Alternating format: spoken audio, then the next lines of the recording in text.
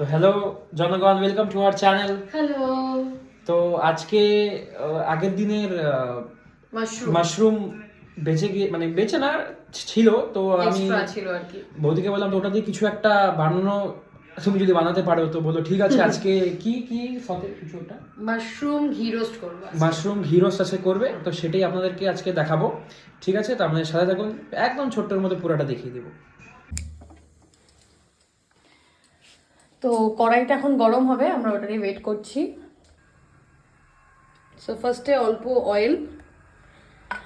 এই যে মাশরুমটা আছে এটা কি রোস্ট করব, ঘি রোস্ট টাইপের। তো জাস্ট মাশরুমটাকে আমরা ক্লিন করে রেখেছি, এখন এটাকে সিম্পল কিছু ইনগ্রেডিয়েন্টস দিয়ে একটা সুন্দর রেসিপি দেখাবো, চলুন দেখে নিই। এখানে একটা জিনিস আপনাদেরকে বলতে হবে, আমি এখানে মাস্টার্ড অয়েল ইউজ করছি, আপনারা চাইলেও সানফ্লাওয়ার অয়েল বা অন্য সাদা তেলও ইউজ করতে পারেন। আমাদের বাড়িতে যেহেতু এটাই খাওয়ার, তো এটা ইউজ করছি। তো ফোড়নে দিব গোলমরিচের গুঁড়া। মানে বলতে যাচ্ছে যে সরষের তেল দিয়েছে, সাদা তেলও দেওয়া যায়, এটা বাংলা ভাষা। এবারে যেহেতু এটা ঘি রোস্ট হবে, তো একটু ঘি দিতে হবে, সো একটু ঘিও দিয়ে দিলাম। এটা বাড়ির বানানো ঘি, তো রসুন দিয়ে দিলাম। এই দেখুন মাশরুমগুলো আমি ক্লিন করে এইভাবে কেটে নিয়েছি। এখানে এই যে পেছনগুলো আছে এগুলোকেও আমি কেটে দিয়েছি, অ্যান্ড হাত দিয়ে ঘষে ঘষে ক্লিন করে নিয়েছি। সো এটাকে সিম্পলি কোনো হলুদ দিব না, কিছু না। এই যে রসুনটা যে ভাজলাম এটার মধ্যে এটা দিয়ে দেবো, দ্যাটস ইট।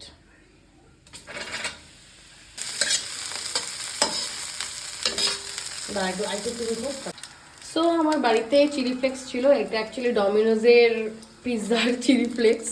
তো আপনারা চাইলে স্কিপও করতে পারেন বা লঙ্কার গুঁড়াও দিতে পারেন, তো এটা আমি দিয়ে দিব টু মেক ইট মোর টেস্টিয়ার।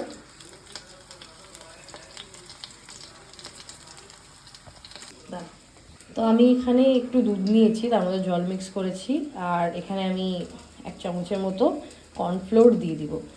একটা থিক গ্রেভি টাইপের বানাবো, যেটা এর মধ্যে দিয়ে দেবো। এটার মধ্যে আমি লবণও মিক্স করে দিয়ে দিব পরিমাণ মতো।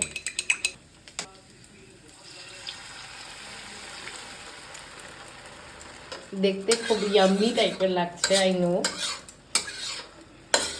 রেসিপি যেটাকে টেস্টিভাবে বানাতে পারবেন আপনারা, so you must try it. খুব সিম্পল একটা রেসিপি যেটা আপনারা খুব ইজিলি বানাতে পারবেন, তো আপনারা অবশ্যই ট্রাই করে দেখবেন এটা।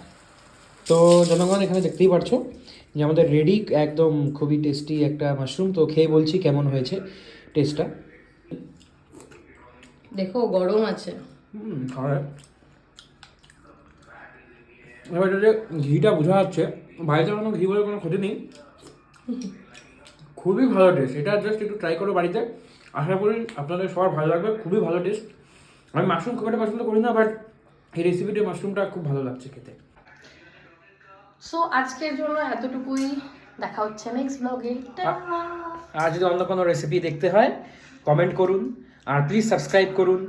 আরও বেশি ভ্লগ আসতে চলছে, ডেইলি ভ্লগস আমরা চ্যালেঞ্জ করেছি যে ডেইলি ভ্লগস ট্রাই করবো দেওয়ার। একদিন হঠাৎ নাও আসতে পারে, বাট ডেইলি ভ্লগস আসবে। আমরা চেষ্টা করব।